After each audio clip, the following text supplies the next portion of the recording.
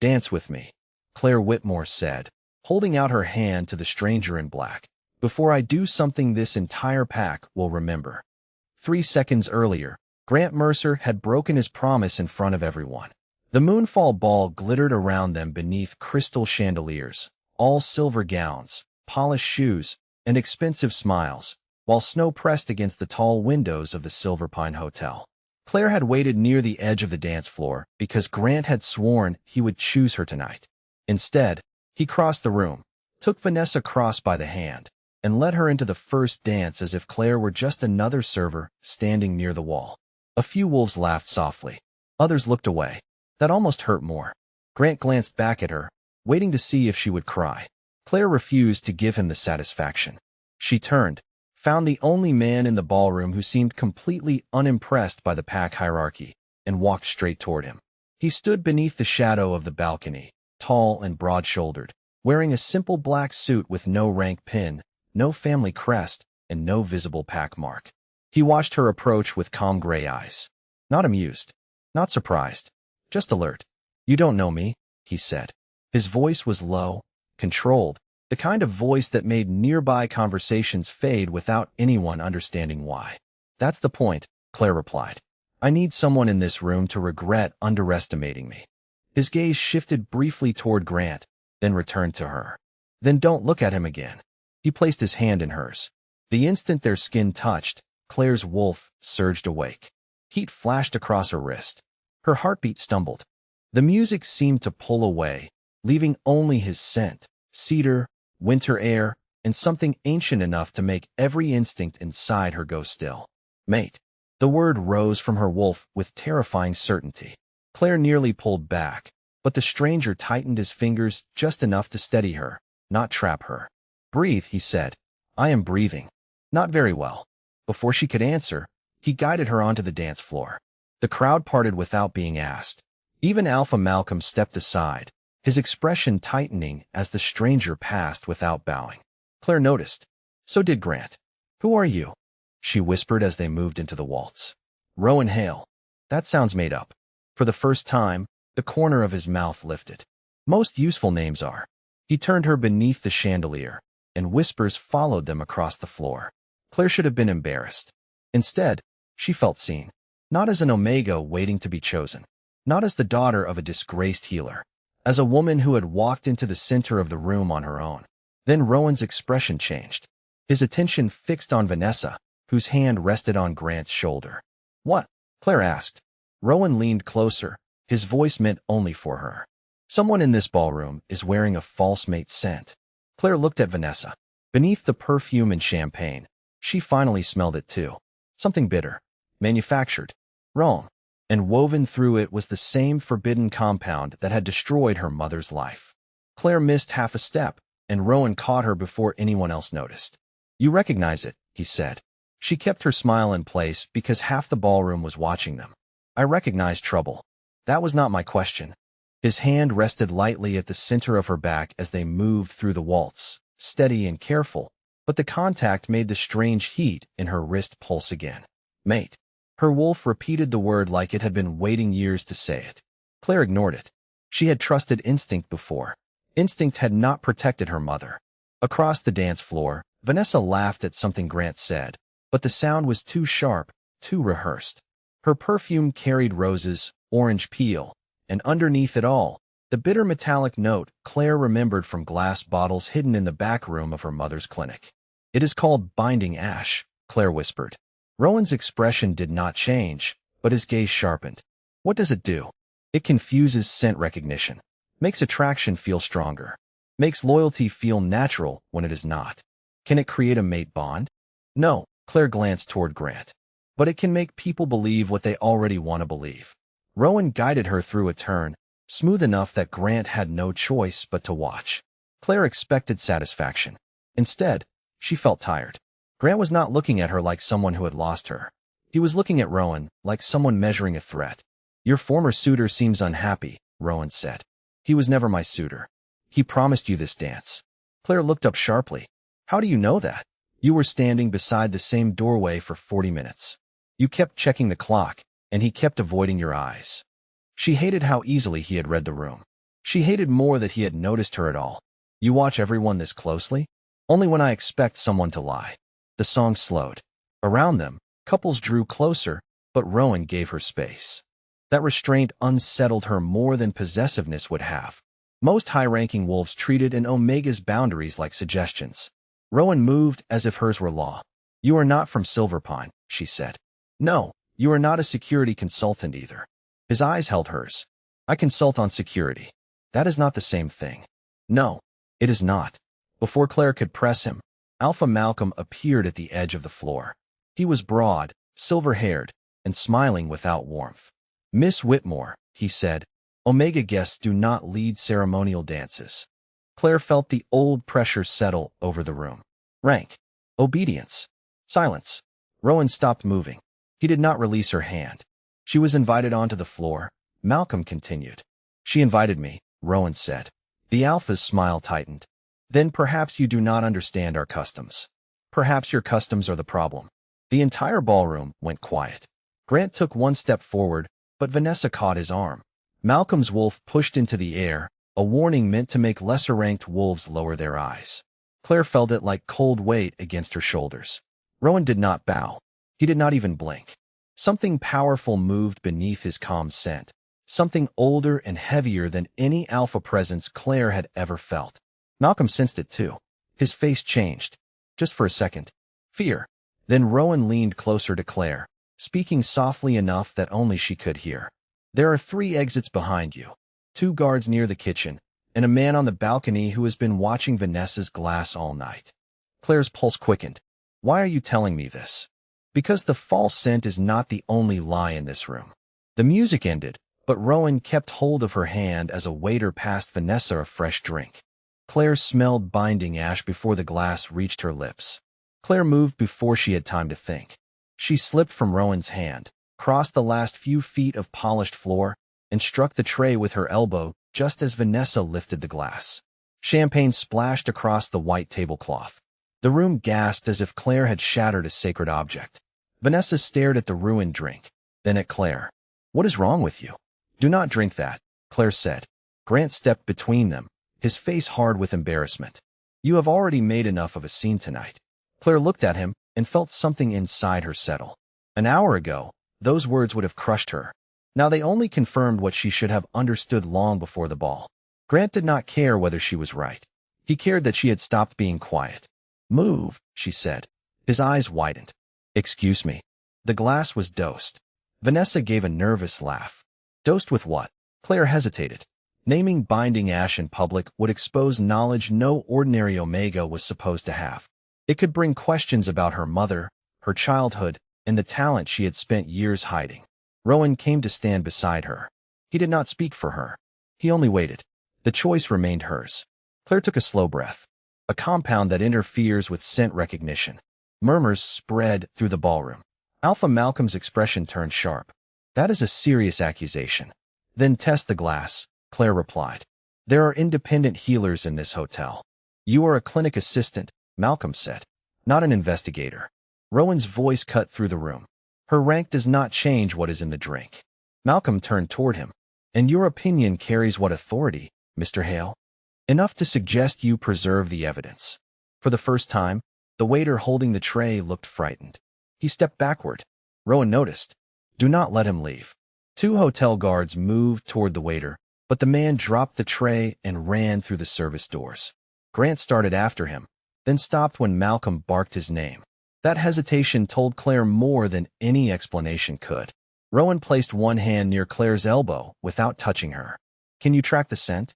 Not through this crowd. There is a service hall behind the kitchen. Claire glanced at him. You already mapped the hotel? I pay attention.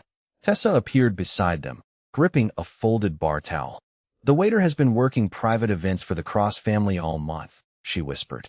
He is not hotel staff. Vanessa's face lost color. My family has nothing to do with this. Claire believed her. The fear in Vanessa's scent was real.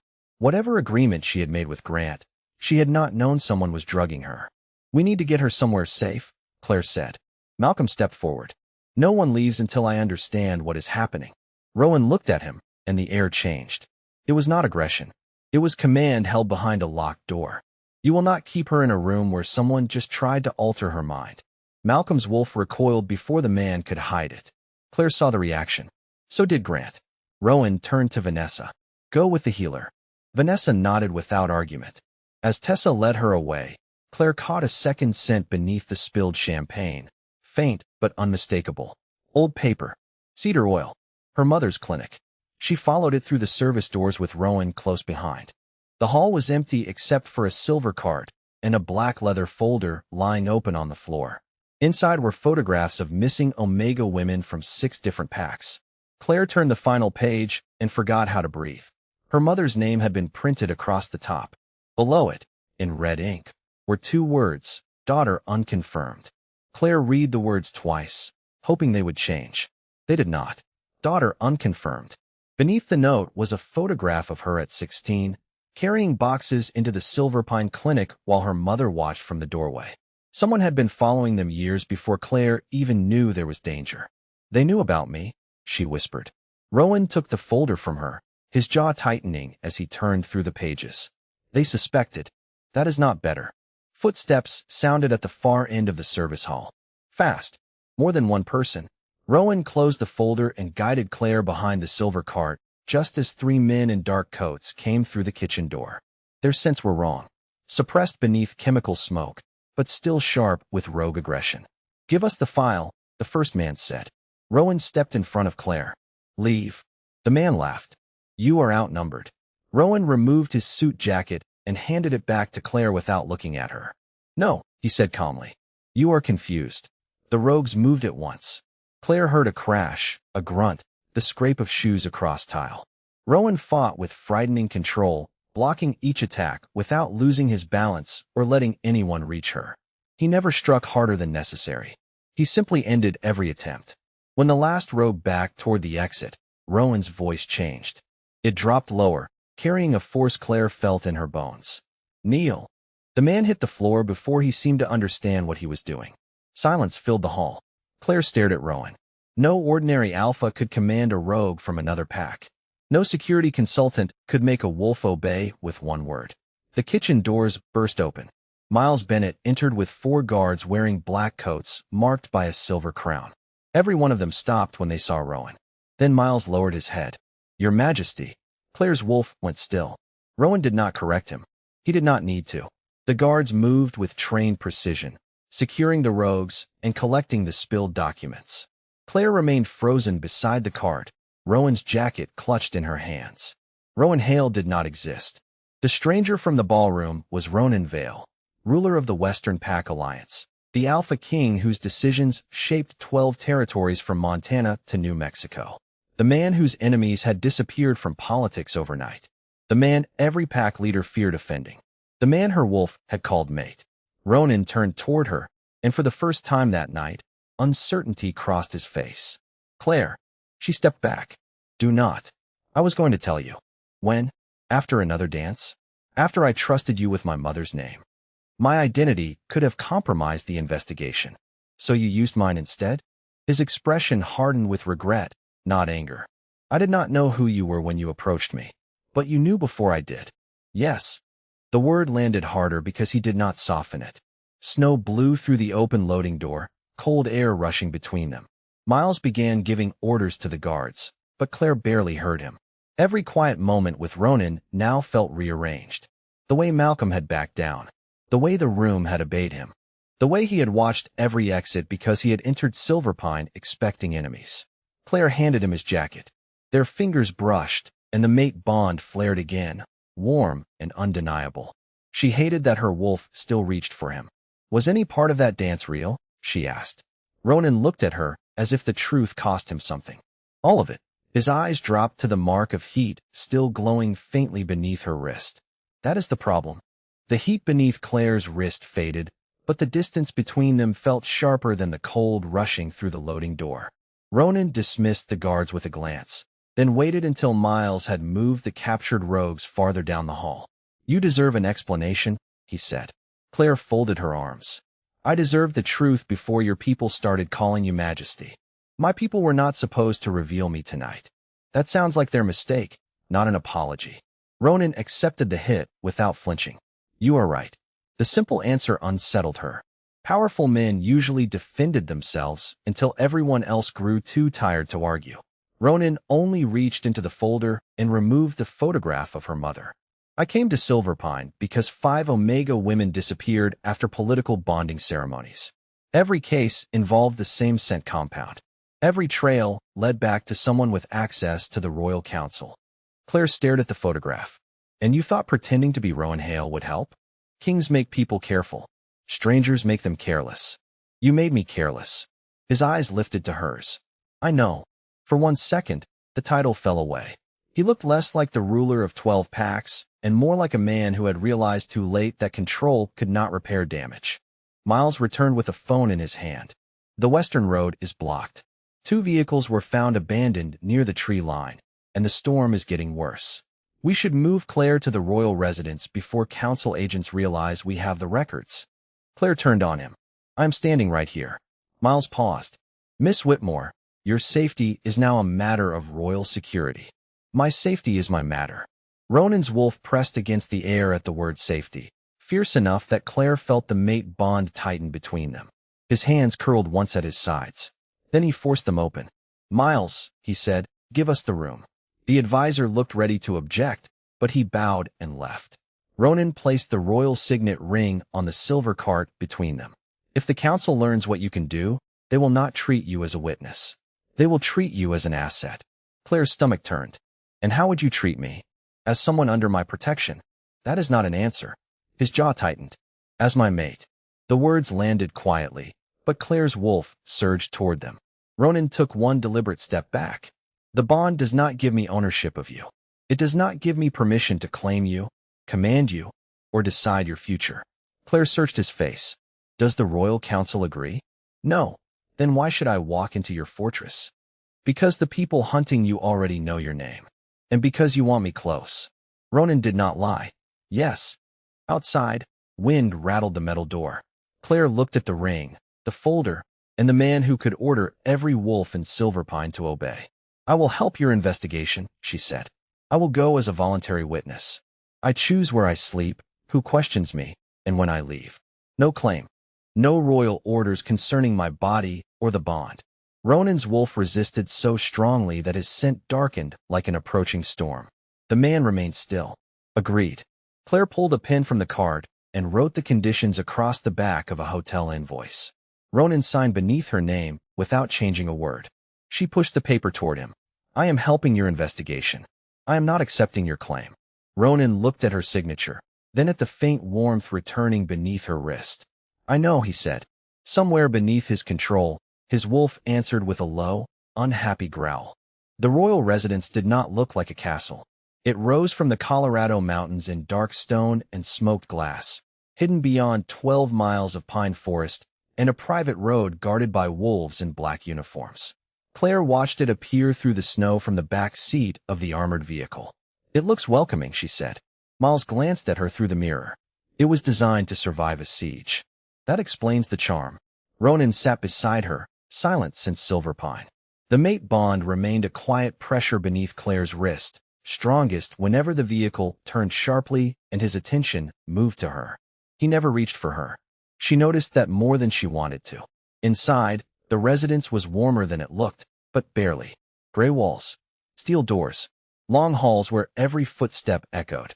Staff members lowered their heads when Ronan passed. The alphas bowed deepest. The betas stepped aside. The omegas seemed to disappear. Claire saw one young woman carrying 3 heavy boxes while 2 ranked guards continued their conversation without moving. Claire took the top box from her. Where are these going? The woman stared at her. Records room, ma'am. Claire. The woman looked toward Ronan, uncertain whether she was allowed to answer. Ronan stopped several feet away. Her name is Claire, he said. You may speak to her. The woman swallowed. I am Lucy. Thank you. Claire carried the box with her down the hall. By the time she reached the guest suite, she knew the east elevator had been closed for months. The night kitchen served better coffee than the council wing, and 3 Omega clerks had found errors in missing person reports that no Alpha investigator had bothered to review. Her room was larger than her apartment in Silverpine, with a fireplace, a private balcony, and windows overlooking miles of snow-covered forest. It was also located between Ronan's chambers and the Royal Security Station. Claire turned to Miles. Voluntary witness. Highest risk witness. That sounds like the same thing with better furniture. Ronan entered behind them. Move security to the end of the hall. Miles frowned. Your Majesty. She asked for control over her space. She did not ask to become easier to reach. Claire set down her bag. I can hear both of you. Ronan looked at Miles. End of the hall. Miles left without hiding his disapproval.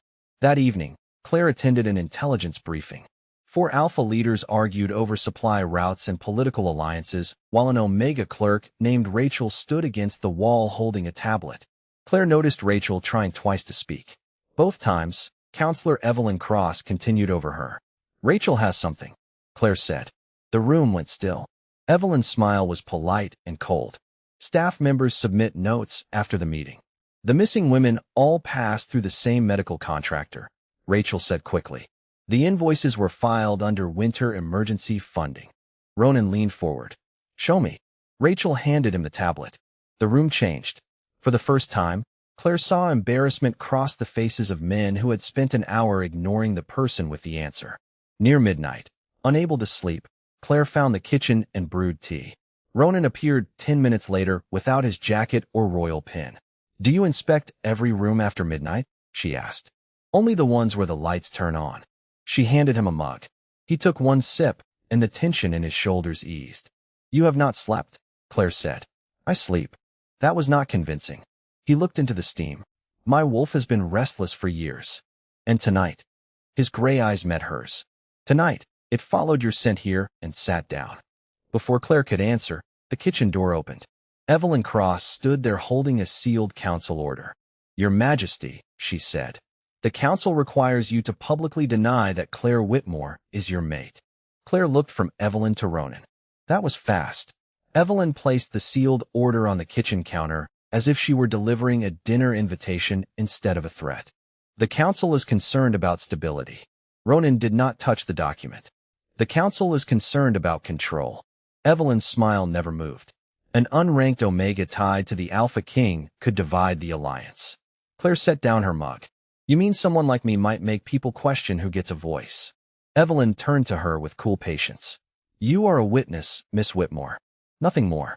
The mate bond tightened beneath Claire's wrist. Ronan's scent deepened, but his voice stayed calm. Leave. Evelyn held his gaze for one long second, then walked out. Ronan broke the seal. The order required him to deny the bond before sunrise or surrender temporary authority over the investigation. What will you do? Claire asked. Neither. That was not one of their options. They are going to learn that I do not need their permission to tell the truth. He folded the order and dropped it beside the stove. Claire wanted to trust the certainty in his voice, but her mother had once trusted powerful people too. By morning, the medical contractor's records led Claire, Ronan, and Miles to the sealed East Wing. Officially, the lower level had been closed after a flood. The air told a different story. Beneath the smell of dust and cleaning chemicals, Claire caught binding ash, cedar oil, and the faint iron scent of stored blood. She stopped at an unmarked steel door. This one. Miles checked the access panel. It is connected to the Royal Council network. Ronan entered an override code, but the lock refused him. Claire noticed a thin line of powder around the frame. It is scent keyed. She pressed her palm near the sensor. The door opened. White lights flickered on across a hidden laboratory. Rows of numbered vials filled refrigerated cases. Paper files covered 2 metal tables. Several labels carried the names of Omega women from the photographs found in Silver Pine. Claire moved slowly, afraid of what the next drawer might contain. Then she found the name Whitmore. Her mother's file described a gifted healer who had discovered the binding program and refused to cooperate. The official accusation against her had been manufactured. She had not manipulated mate bonds. She had tried to expose them. Claire gripped the edge of the table. They destroyed her life because she told the truth. Ronan stood beside her, close enough to steady her, but waiting for permission. Claire gave the smallest nod. His hand settled over hers, warm and careful. I will clear her name, he said. Claire pulled her hand free. Not in a private statement. His eyes narrowed slightly. Claire. They shamed her in front of the pack. They made every door close in her face. You do not fix that with a sealed apology. Ronan looked at the file, then back at her. What do you want? A public hearing. Every pack watching. Every name released. Miles stepped closer. If we move now, whoever built this place will destroy the rest of the evidence. Claire knew he was right, and she hated it. Ronan did too. We secure everything first, he said. Then I stand before the Alliance and tell them what was done. A computer screen across the room suddenly came to life. New text appeared beneath the royal seal. Active acquisition order. Target, Claire Whitmore. Authorization, Ronan Vale. Claire turned toward him. For the first time since the ballroom, Ronan looked completely unprepared. I did not sign that, he said. The laboratory door slammed shut behind them. The lock clicked into place, and red emergency lights washed across the laboratory. Miles reached for the control panel, but Ronan stopped him. Do not touch the system. Whoever forged that order may be watching. Claire stared at the royal seal glowing above her name. You expect me to believe someone can use your authorization without you knowing? No, Ronan said. I expect you to question everything. That is convenient now. The mate bond pulled tight between them, carrying something that felt like anger and fear in equal measure. Claire hated that she could sense him. She hated even more that part of her wanted his denial to be true. Miles opened a maintenance panel and began working the manual release. The signature carries the king's private encryption, he said. Only 3 offices have access. Ronan's expression hardened. Mine, yours, and the council chair's. Evelyn Cross. Her name did not need to be spoken. The door released with a heavy snap. Ronan ordered Miles to copy every file while Claire returned to her room under guard. She had barely closed the door when someone knocked. Grant Mercer stood in the hallway, soaked from the snow, with a cut across his formal collar and panic in his eyes. You need to leave, he said. Claire did not move aside. How did you get through royal security? My father still has council access. That will not last long. He handed her a flash drive.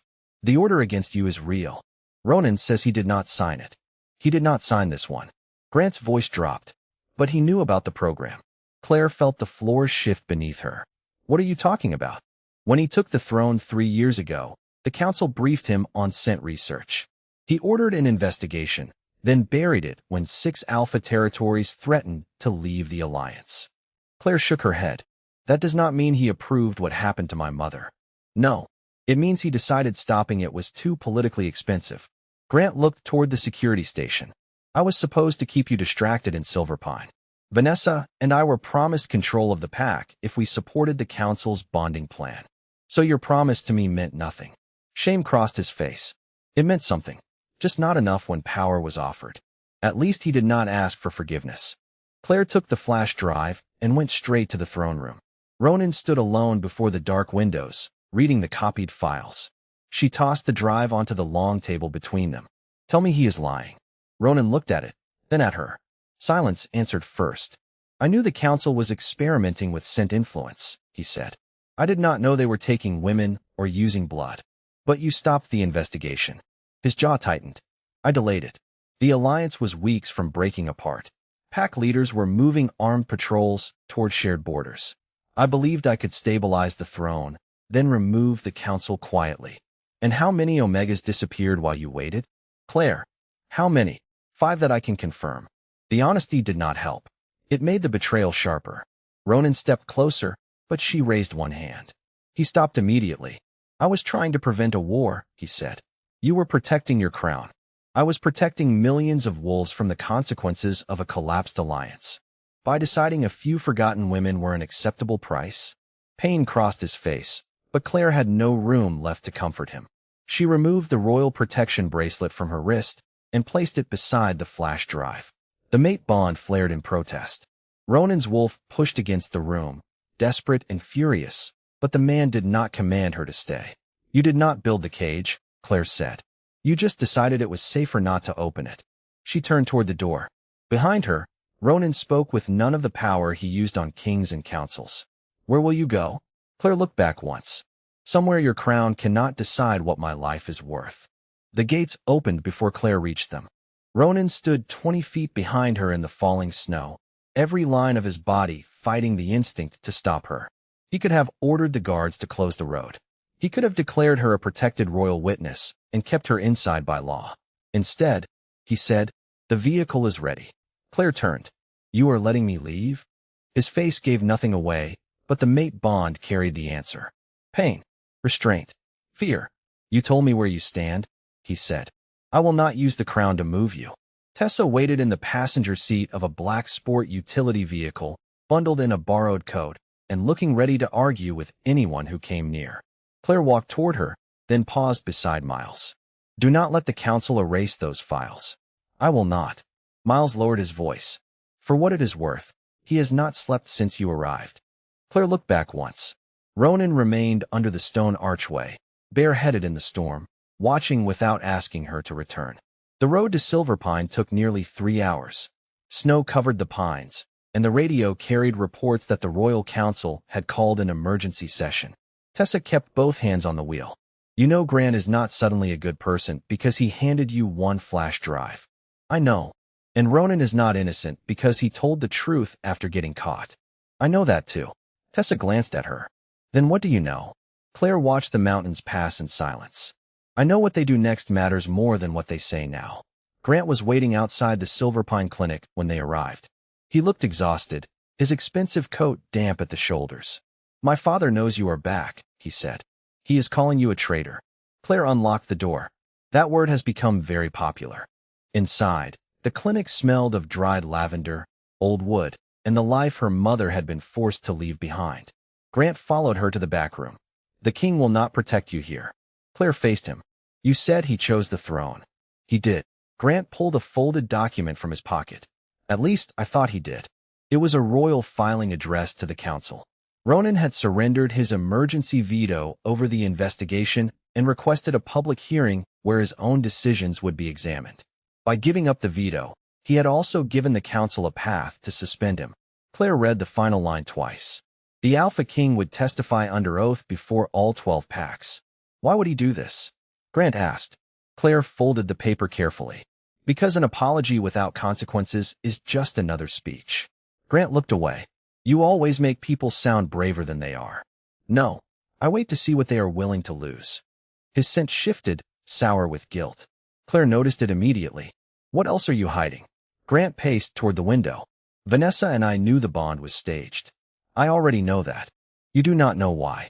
He admitted that Alpha Malcolm had promised him leadership of Silverpine if he supported the Council Alliance. Grant had known the scent compound was false, known Claire would be humiliated, and accepted the arrangement anyway. I thought I could become Alpha and fix things later, he said. Claire almost laughed at the familiar excuse. Later. After the crown. After the power. After someone else paid the price. You and Ronan made the same mistake, she said. You decided doing the right thing could wait until it was convenient. Grant flinched. Before he could answer, Tessa rushed in holding her phone. Claire, the council just suspended Ronan's authority pending the hearing. Grant looked at her grimly. He let you leave because he already chose the throne. Tessa shook her head and turned the screen toward them. No, he just gave it up. Claire stood on the front steps of the old Silverpine Clinic as the first people arrived. They came quietly at first. An elderly Omega carrying a worn folder. A young Beta couple who had lost a sister during a political bonding ceremony. A healer from a neighboring pack who had driven nearly 100 miles after hearing whispers that someone was finally collecting the truth. By noon, the waiting room was full. Tessa organized names while Claire listened. She did not interrupt. She did not promise justice she could not deliver. She simply wrote everything down. Every missing daughter. Every suspicious ceremony. Every unexplained transfer. Every family told to stay quiet for the good of the pack. Word spread faster than anyone expected. By afternoon, local news crews stood outside the clinic, and members of Silverpine who had ignored Claire for years now watched from across the street. Alpha Malcolm Mercer arrived before sunset with 3 council representatives behind him. He stepped inside without asking permission. You are turning fear into rebellion, he said. Claire closed the notebook in front of her. People are telling the truth. Truth without order destroys packs. Order without truth destroys them first. Malcolm's eyes hardened. By authority of the Silverpine leadership, I am ordering you to surrender every document collected here. Claire remained seated. No, the room fell silent. Malcolm looked almost surprised that she had answered so simply. You are an Omega. Yes. You do not have the authority to investigate official council matters. Claire slowly stood. These people are not here because I have authority. They are here because nobody with authority listened. One by one, the families behind her rose to their feet.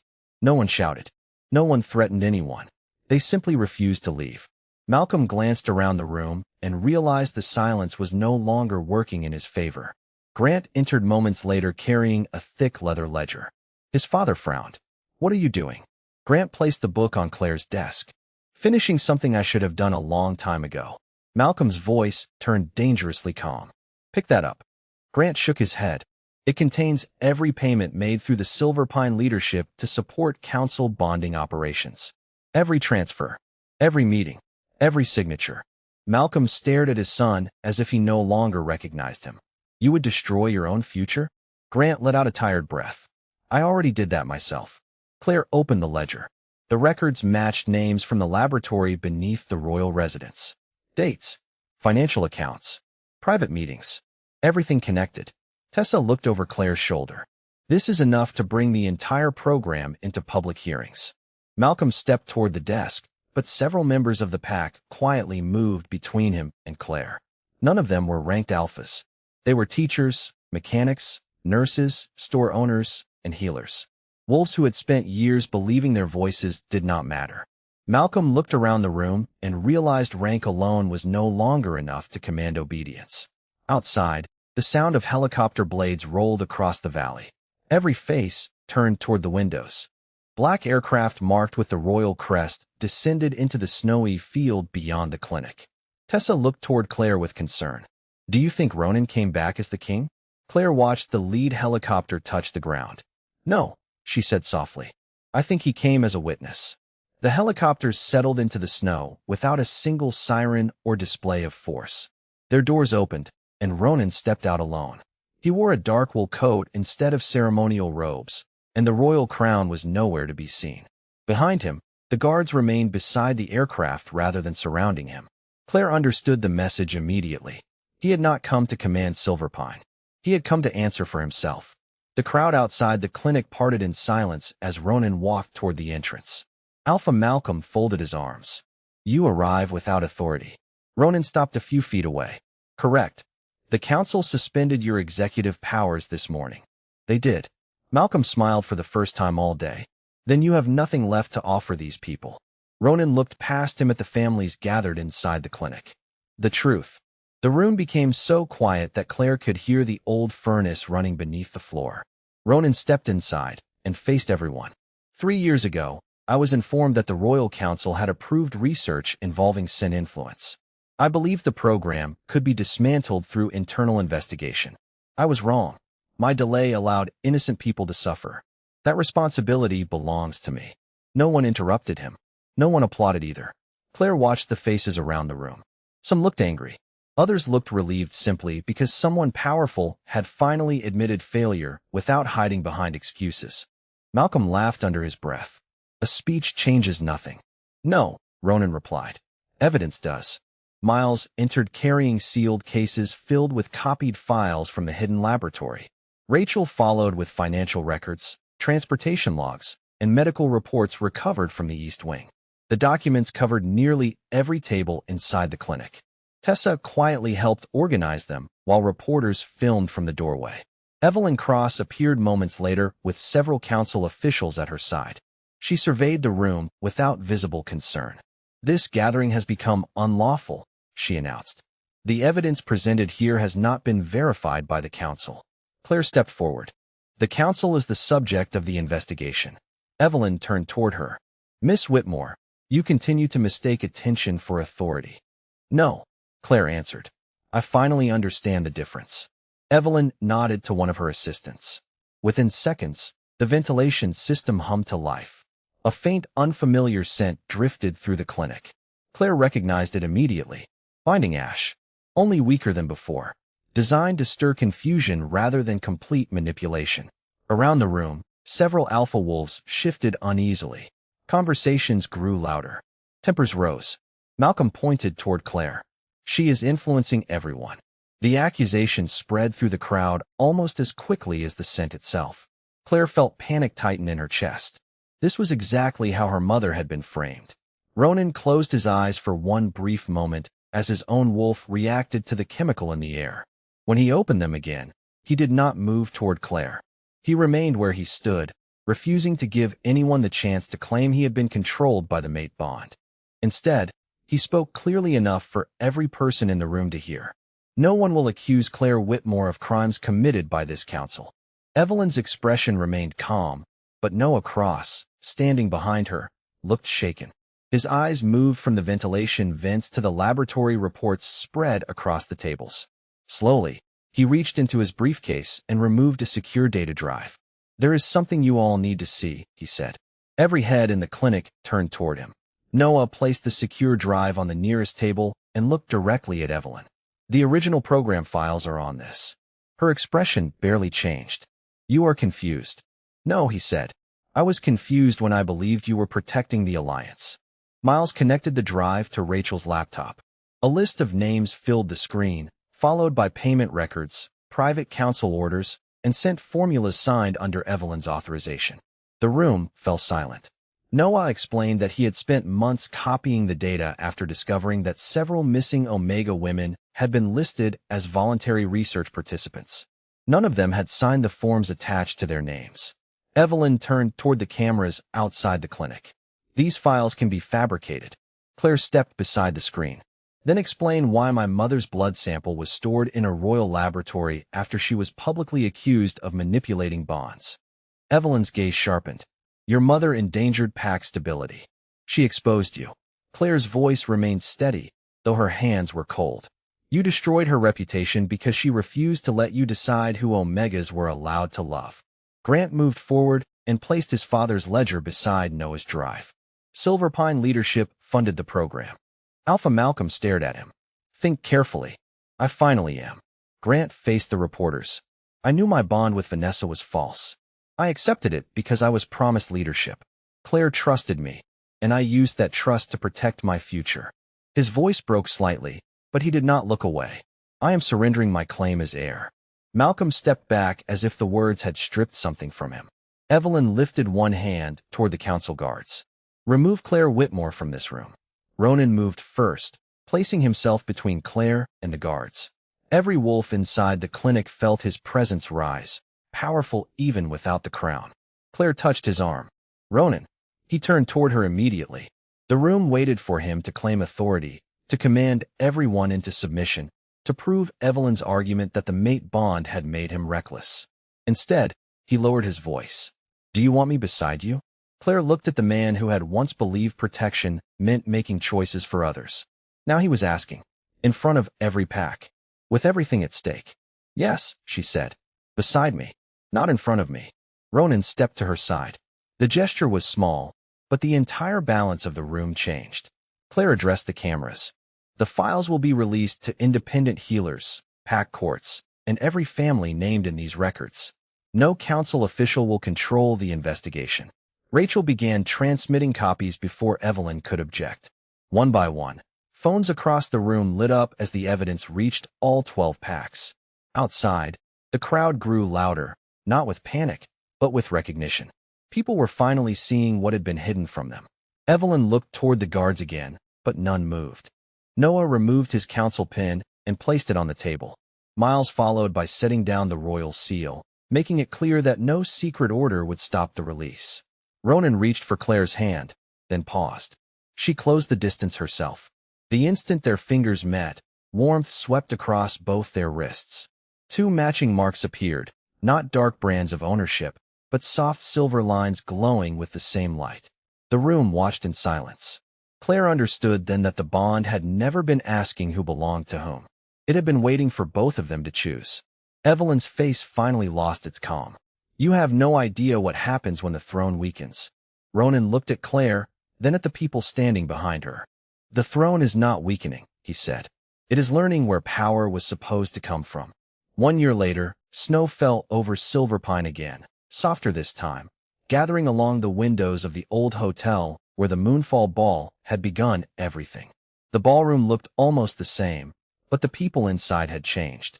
Omegas stood beside Alphas without waiting for permission. Betas held seats on the new Alliance Council. Independent healers oversaw every bonding ceremony, and no scent compound could be used without public review. Evelyn Cross had been removed from office and sentenced by the pack courts. Malcolm Mercer had lost leadership of Silverpine. Grant spent his days helping families recover records and property taken from them, knowing redemption did not erase harm and forgiveness could not be demanded. Ronan had kept the throne after the 12 packs voted to reform it, but the crown carried less unchecked power than before. That had been his condition for keeping it. Claire's mother's name had been cleared in every territory. Her photograph now hung in the Silverpine Clinic beneath a simple plaque that read, "She told the truth when silence was safer." Claire had been elected royal advocate for bond rights, not because she was Ronan's mate, but because the families trusted her to speak when rank tried to silence them. She crossed the ballroom in a deep blue dress and found Ronan standing beneath the same balcony where they had first met. He wore a black suit without medals. The crown remained locked away for the evening. "You are hiding again," she said. "I am observing." "That still sounds suspicious." His mouth lifted into the quiet smile he gave almost no one else. Around them, music began, and couples moved toward the floor. Ronan did not reach for her. "Would you choose me again?" he asked. Claire looked across the room. Tessa was laughing near the bar. Rachel was arguing cheerfully with two alpha representatives over budget reports. Noah stood with a group of young council members, listening more than he spoke. Families once ignored by the Alliance now filled the room with their voices. Claire thought about the girl she had been 1 year earlier, waiting near the wall for someone else to prove she mattered. She had believed rejection was the worst thing that could happen. She knew better now. The greater danger was building a life around the approval of people who benefited from keeping her small. She held out her hand. "Yes," she said, "but not because the bond chose for me." Ronan placed his hand in hers. The silver marks on their wrists warmed, steady and equal. "Then why?" "Because you learned that love is not protection without permission. Because you stood beside me when standing in front would have been easier. Because when the truth cost you power, you paid the price." His eyes softened. "I would pay it again." "I know." They stepped onto the floor, and no one moved aside because a king had entered. They made room because two people had chosen to dance. As Ronan guided her through the first turn, he glanced toward the far side of the ballroom where Grant stood alone, watching without resentment. "Do not look at him," Ronan murmured, echoing the words from their first night. Claire smiled. "I am not." "Who are you looking at?" She met his eyes. "The man I chose." Outside, snow covered the mountains, quiet and endless. Inside, the music carried through a room that had once measured worth by rank. Claire understood then that a home was not the place where no one had ever hurt you. It was the place where truth could enter, where power could be questioned, where love left the door unlocked. And sometimes the life meant for you did not begin when someone finally chose you. Sometimes it began the moment you stopped waiting and chose yourself.